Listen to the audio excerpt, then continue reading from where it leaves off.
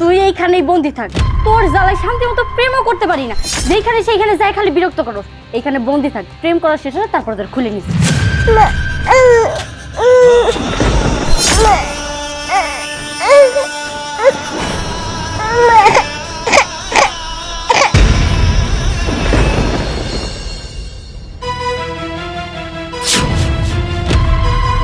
আরে আয়শা, মামুনি, তোমাকে এভাবে কে বেঁধে রেখেছে?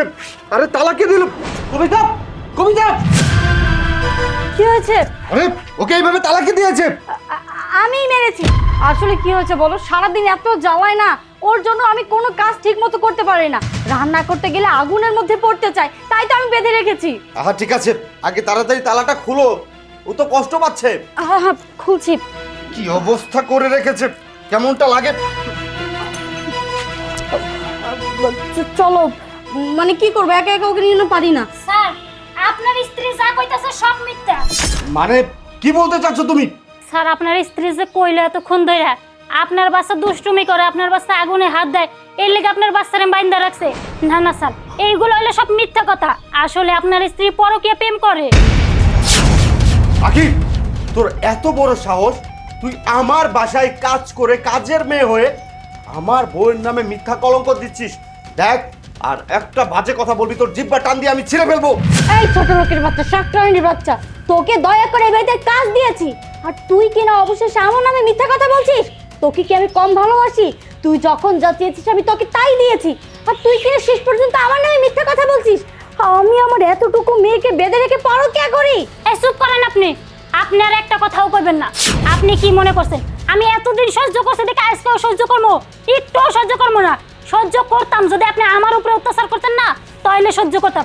এই নিষ্পাপ শিশুটার কি দোষ? হ্যাঁ, ওরা যে আপনি প্রত্যেকদিন তালা মাইরা মাইরা আপনি যার একজনের লগে প্রেম করেন, কি ভাবছেন এইটা কোনোদিন প্রকাশ হবে না? আজকে আমি স্যারেরা সবকিছু সত্যি কমই কমু। এই, তুই কি বলতে চাচ্ছিস খুলে বল।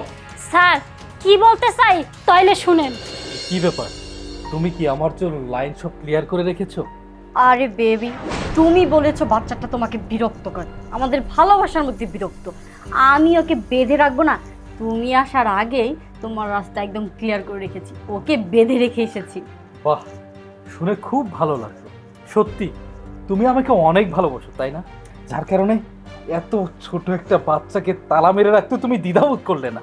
আরে বেবি, তুমি যে কি বলছো না, এই পৃথিবীর সবাই একদিকে, তুমি একদিকে, সবাই যার খুশি হয়ে যাক, তুমি আর আমি ঠিক থাকলে সব ঠিক।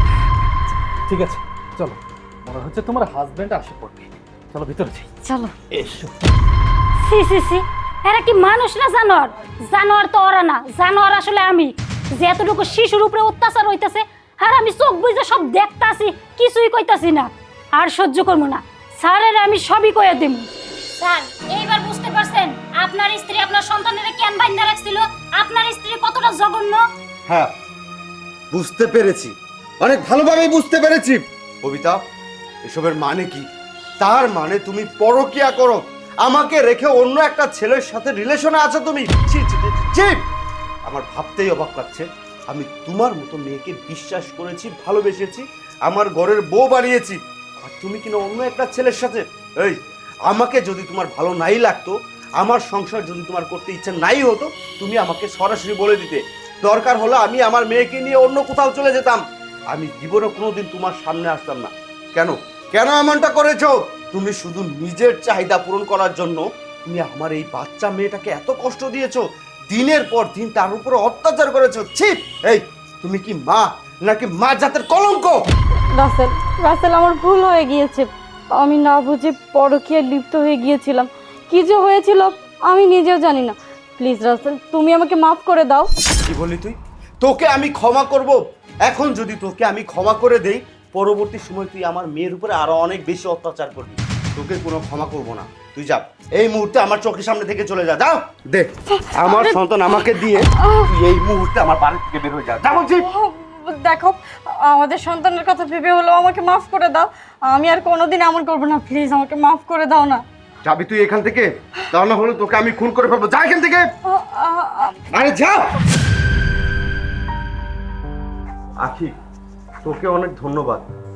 আজকে তুই যদি না থাকতি, হয়তো পরবর্তী সময় আমার সন্তানের অনেক বড় ক্ষতি হয়ে যেত। যা, কাজে যা। স্যার আপনি কোনো চিন্তা করবেন না, বাবুর দেখাশোনা আমি ঠিক মতো করবো।